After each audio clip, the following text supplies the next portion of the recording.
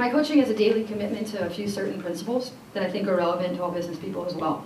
Nurturing a community, inspiring, careful and relevant instruction, empathetic communication, and a strength of belonging to something. I strive to leave a legacy that's a lot more enduring for how we shape lives than for how many wins we get, knowing that in the end, wins are only the byproduct. They say sports build character, but I just haven't found that to be true, unfortunately, in our business. I think it takes a coach that possesses character and intentionally teaches it. With a lucky break, I was tagged as Princeton's coach. I had little experience on paper for a job of this caliber. I was 29, but I felt prepared. I think that's all that matters. I had a vision. I had spent years learning and watching. I was the tennis pro at the local tennis club at 15. I coached my off terms at Dartmouth when all my friends were banking. I coached high school teams. I ran a high school athletic department. I read a lot. I built my life on empathy. I care about impact. I believe in inspiration as a tool. I studied hard. I studied leadership hard. I cared about culture. I set my mind to things. And I was ready to give this program everything I had. I was just fortunate that Gary Walters was willing to give me a try. So I moved to Princeton, New Jersey. My coaching philosophy right from the beginning has always been about relationships. The old quote, people don't care how much you know until they know how much you care, couldn't be more true for anyone of any age. I knew I didn't have much talent when I took over the job. You know, I had played at Dartmouth in the same league. You play everyone twice. So I had played them 8 times as an assistant at Dartmouth and 8 times as a player. So that's 16 times, 0 of which Princeton had won. Great. But they always say there's no good jobs that are available. You always got to take a bad one. So here you go. So I knew we didn't have any talent, but I knew that I needed to build a culture of trust, of care, of improvement, and of character, because those are things that matter to Princeton. I needed to build something people wanted to be a part of and wanted to contribute in and wanted to believe in, even if they weren't talented. Because I knew those kids would be the ones to help us get the ones that are talented enough. So my team expectations early on were pretty simple. They were to get better, to build buy-in, and to build a culture. I listened carefully and I watched closely because I wanted to celebrate what that particular group felt they had accomplished. I celebrated their love for Princeton. They had chosen the place and they had stuck by it. I celebrated their fortitude. They stuck with the program and each other even when they were not winning at all and they weren't getting any scholarship money to do it. And I built on those few things. And I quickly noticed how little they knew about basketball. But that was where my staff and I came in and we broke the game down to its bare basics. Footwork, ball handling, passing, pushing the tempo, and focusing on defense because I knew we weren't going to score much. So as long as they scored less. I think it was important that we did set really attainable progress checks. So both in the drills that we used and in the stats that I cared about, I just cared that they were attainable. So that I wanted the kids to feel some success. So we laid down the foundation of what mattered to us. And in a way, I have to be honest, like all leaders, it's a little bit of an entertainment business. Right? I'd like to think it's not. But when you're not getting the tangible reward of success, which many of your colleagues don't always feel, it can't be just about, and you're not winning, it can't be about just that. So I tried to make it fun. Fun not in the sense where we make ourselves those like candy bags that your high school kids make each other and that stuff, but in the sense that we were bettering them and that they were valued and cared about. Mostly that they were part of something bigger than themselves. So we got good people on board. You know, first of all, we also got some faculty fellows, some by dumb luck. You know, I had gotten in a car accident and I was supposed to have coffee with KJ and next thing you know I met a car guy and got a new car. It was great. But mostly I found people on campus that I thought could encompass my kids and all they had to do was to care about people. That was the only criteria. And I got fortunate that we had some that care about people more than most. I made friends on I made friends around the community and did it as quickly as I could and begged them to come to our games. I even offered them beers after the games if they would come. Because to them, I told them fans equal just butts in the seat. So just get there. And I could tell my kids that we're growing. Look at people are interested. And I was hoping they wouldn't notice that they were the same people and they were all my friends. And then we did things where they weren't getting tangible rewards of success. They were getting being a part of something. We did things like have people, you know, invite them to dinner, you know, at a restaurant in town and call it their Christmas dinner. You know, things where we were building camaraderie from the top down. I knew I wanted it to be, I wanted them to build that camaraderie themselves. It's much stronger when it's built within, but it takes a few steps to get there for the kids to learn how to do that. And there's certainly a way to a college kid heart is to feed them, so we did that often. I got good people on board, and that's both in hiring as well. That's the essence of any good organization. I hired well right from the start with, basically they had to have a few key characteristics. They had to have the core values that align properly with the university and with me. They had to have skill sets that complement and enhance me. My longest assistant, Milena, who's been with me, we couldn't be more different. And I think that gives our team, exactly what they need. I had to hire people I trusted. Remember when I got the call from Gary, and actually called Milena, who was at Yale at the time, and I called her and I said, what do you think of the Princeton job? And they're not very good. And she was at Yale and they weren't very good either. And so she was like, they don't always have to be good. We can get them better. And so it's pretty fitting that she ended up joining me and we've gotten ourselves pretty good. We busted our butts recruiting, many nights on the road, many miles in the car, in obscure gyms where no one was watching, and in gyms where the Stanford coach was there. You know, you just go wherever. You live on your phones, you sell Princeton, you sell yourselves, sell your dream, you leave no stone unturned. I think a lot of people either look at recruiting as if it's one of two things. Basically, you've got the people who think, God, that must be so great. You get to travel all over the country. As I tell my mom, a good recruiting event has good players, a charger next to your bed, that is outstanding, and a rental car site that's on the airport site. You don't have to go take a rental car shuttle. Besides that, I don't really care where I'm recruiting. Or there's people like my grandfather who thinks, why in the hell do you travel all over the country to recruit basketball players? I have no good answer to that. And because we had invested also about finding good people, obviously the recruiting people, you know, how do we get them on campus? We had invested in the current kids, and so they ended up being the best sellers of our program and our staff. What was our message we were selling when we weren't very good? First of all, it's a lot easier to recruit when you're not very good, because girls care a lot, women care a lot about being a part of something. They don't care as much about how much you're winning. So people think our recruiting is getting easier. No, it's not. It sold the vision for what I wanted the program to do. It sold being a part of the Princeton brand. I sold building something. Most importantly, I sold that we were going to value and care about them as people, and I recruited their parents. Luckily, we got better quickly. You'll notice in what KJ had sent me, she said to talk about my lucky breaks. One is getting the Princeton job at 29. Another one was we knew we needed more talent. We knew it was on us to teach the game, to create the culture, to build a system that would fit our personnel and would be withstanding. But we got lucky and we got some of the best players this league has ever seen, and they're pretty low maintenance kids, and they just bought what we were selling. So that would be a lucky break. The goals, setting goals for our program, we meet every year, like every organization would and should do, is talk about their goals. But in essence, it's really basic. I'm hired to help them reach their goals. So it doesn't really matter what I want. It doesn't really matter what my goals are. In our line of work, my kids are our front line. So in a way, their goals just become mine. And then I'm given the right to push them and make decisions that are right for the group. So we listen to them. And the first year I was there, I'll never forget it, their goal was to win the title. I was like, wow, you've never been to the NCAA tournament. We're going to dream big here, but like, whoa, we're going to take baby steps. They didn't even know really what that meant. And so what we decided is that we were going to, you know, they had never been to the tournament, you know, and we had played them 16 times and they had never beaten us. But here we go. So we just gave them a realistic assessment. We wanted to get in the top half of the league in defense. Again, defense, because we knew scoring was going to be very difficult. And then we talked about progress. We talked about what you can do versus what you do. Don't worry about the competition. And that went a long way for that first year or two, those first two groups.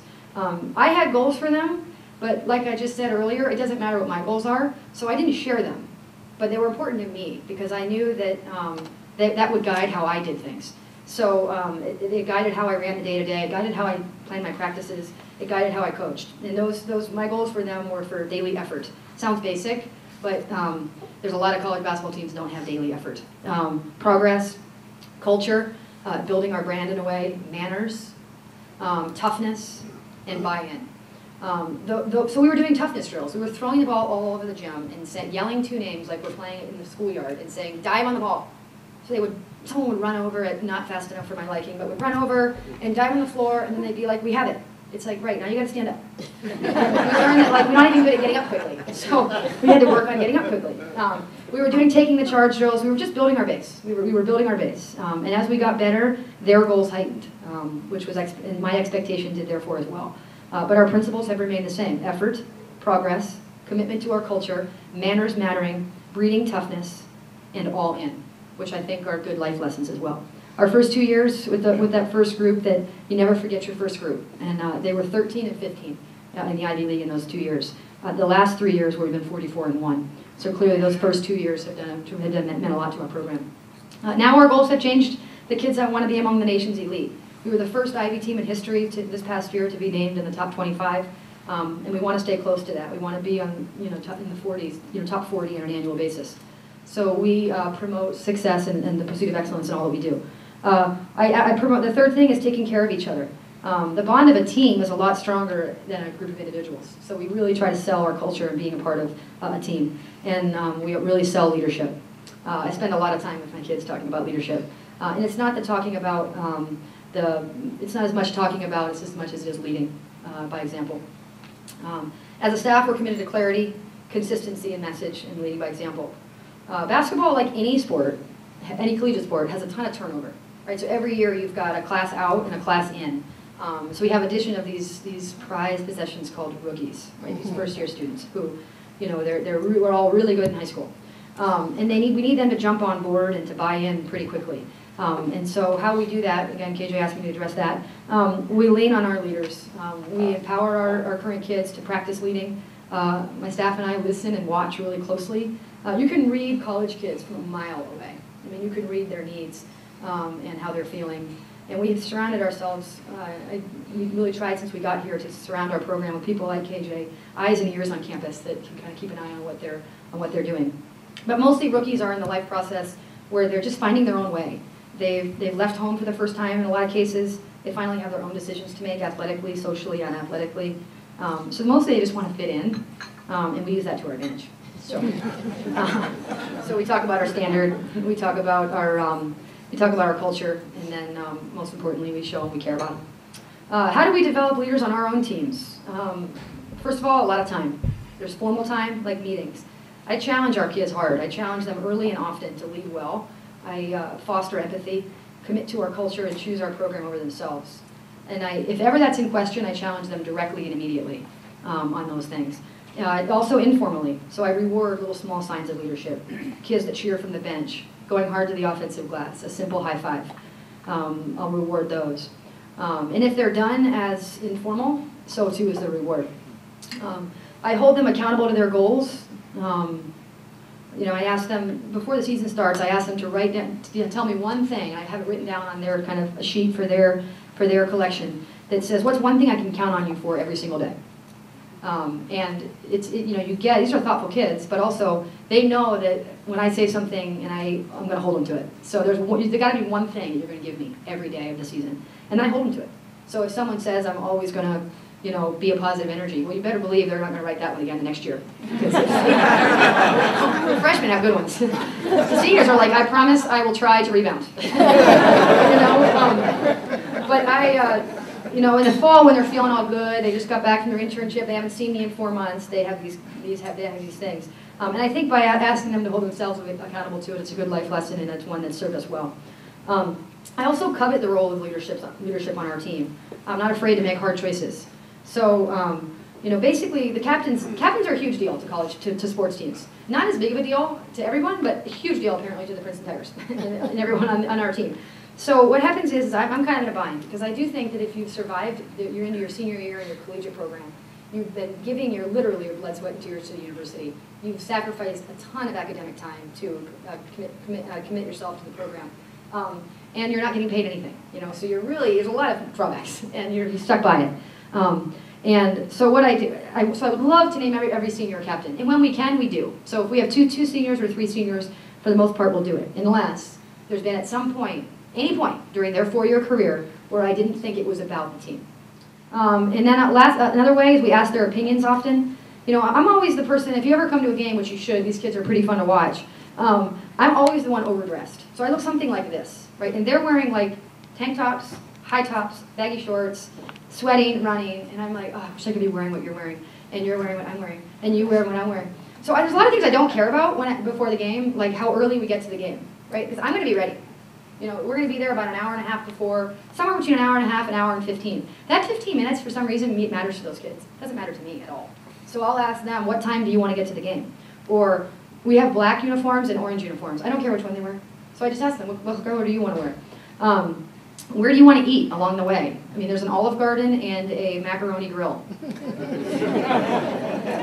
Wherever would be great. So they pick that too. And so we ask in their opinions often. I think they feel like they're a part of it. And lastly is our style of play. I think those of you who've watched us play, it's not my team, it's their team. My job is to help them learn the system.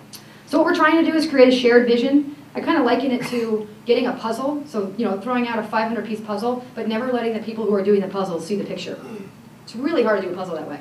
And actually, that's a lesson that my dad had showed me when we were fighting over the remote control. He said, well, great. Look, if you guys don't work together, look what happens. And he asked us to finish this puzzle before we used the remote control, and we couldn't see the picture. We're like, what are we going to do now, siblings?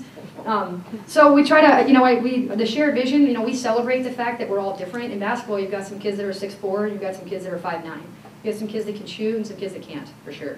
You've got some kids that are, some are fast, some are a little bit slower. So you have this big variety, and we celebrate that. We say, you know, we've actually used it in our literature with them that, you know, every tiger in the wild has their own unique stripes, and so too do we.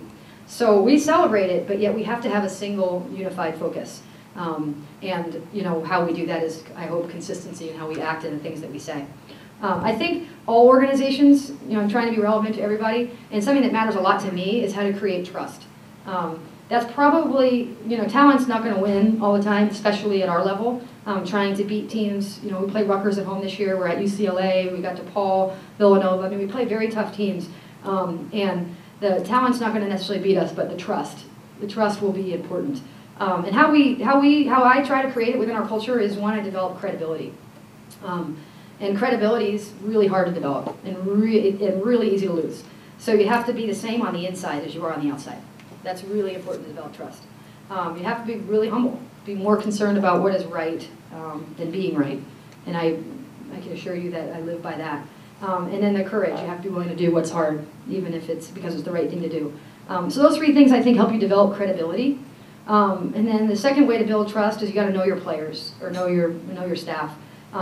Make them feel significant, because they are. You know, I'm not unique in how much I care for my kids. I do think, unfortunately, I'm unique in how much they know I care about them. And I think our business would be better served if more people were able to show their team how much they cared about them. I also think we try to do that with water cooler moments. Just times when you show you're invested in who they are. I think those are ways to know your players. Another way to create team trust is clear communication. It's important to me that my staff and I monitor the type of communication that we expect them to have with each other and them to have with us. And I'm sure many of you have heard this, but clear communication is 55% body language. It's 38% tone, which leaves 7%. 7% is actually what you're saying. So I literally live by that. So like my mom says, I'm like a happy idiot. She's like, you were the kind of kid who were like, Mom, I think it's nap time, you know, because you wanted everybody to be happy. And, you know, I'm happy when you nap. So we just, you know, so it's like 55% body language, 38% tone, and 7% of what you're saying actually they hear, what matters to them. So we try to really practice what we preach and provide good body language and good tone and things that we're trying to get them to do. A quote that resonates with me, and hopefully it does to you, every coach has a story that fits between two book covers.